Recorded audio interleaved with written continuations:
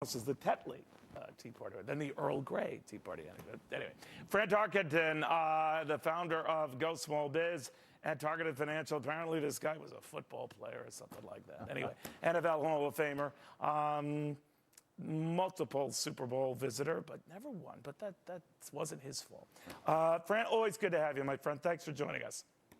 Thank you, Neil. Funny show, man. It's really weird. Well, it's a funny night. It's a weird night because you know what's interesting? This, Fran, to me, resembles one of my Cavuto family reunions where, you know, people are fighting with each other at one table and they're not talking to another table. And not all reunions, I might point out. But I'm just saying that I'm not quite sure everyone can kiss and make up after this night. That Republicans can rally around whoever their respective candidate, let's say, be it in Nevada to take on Harry Reid, or in Arkansas, regardless of what happens to Blanche Lincoln, to take on a Republican challenger who's 20 points ahead of both of them in the polls. So I'm wondering whether everybody can kiss and make up. What say you? Well, I don't know that they can. But there's a movement going on here. I'm a businessman. I'm an entrepreneur. I've known many of the great business leaders. You know what business leaders do, Neil? They go out and they talk to their customers to ask what they need, what they want. They talk to their employees. They engage themselves with their constituency, and they got their hands in the soil. Politicians, they're there to be elected. They're not listening to the American people. They're not listening to the entrepreneur. They're not listening to the people that are paying the taxes, and the people are angry and mad. The silent majority is rebelling, and we haven't seen it like that. I've heard you talk about our president tonight. You know, I really think I'd love to hang out with him. I think I'd like to talk basketball and sports and have a beer with him. He's really a good guy, an intellectual guy. I feared going in that he didn't have the DNA to be a leader. What's his background of leadership, especially in the toughest job in the world, when you've got problems coming at you every second, every minute? You got to make decisions. You got to talk to a lot of people. You got to listen a lot. That's not in his DNA. His leadership position was head of the Harvard Review. That's not the real world. His background is not to do what he's doing, no matter how intellectual he is. I don't think he can recover because, you know, either you can coach or you cannot coach.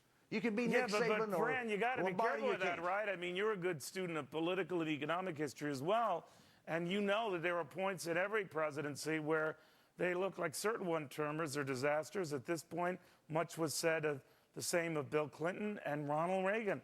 And I'm not saying that lightning strikes twice here, but I am saying that be careful the snapshot read you make now. It might not be that way. Well, now let's look at President Reagan and President Clinton. They had a background of leadership throughout their life. They were governors of states, and they made decisions. But this president, and I really like him, everybody's talked positively about him.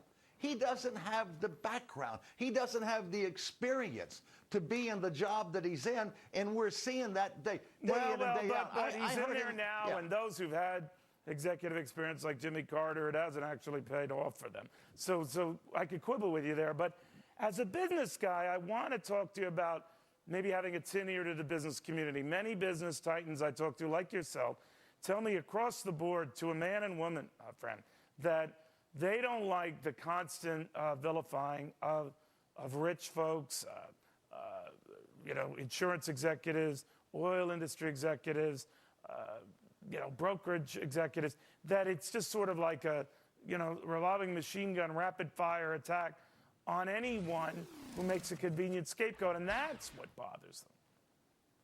Well, I think business people, the people that are producing products and services that are creating innovation and value of products that are sold around the world, they're disturbed about a lot of things, some of them we've already talked about, but they're disturbed with Wall Street, where you've got the intellectual elite that come from the Ivy League schools who are packaging different types of gimmicks and financial deals here and there and hedge funds, and those go awry, and where's the accountability for it?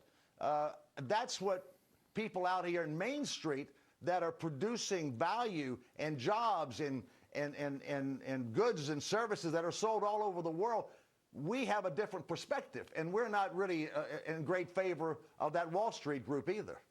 All right, well put. Fran, it's always great talking to you. Thank you for stopping by. You're the best, Neil. Thank you, buddy. Fran Tarkenton, one of the best football players of all time, and of course, a pretty savvy business guy in his own right. All right, right now.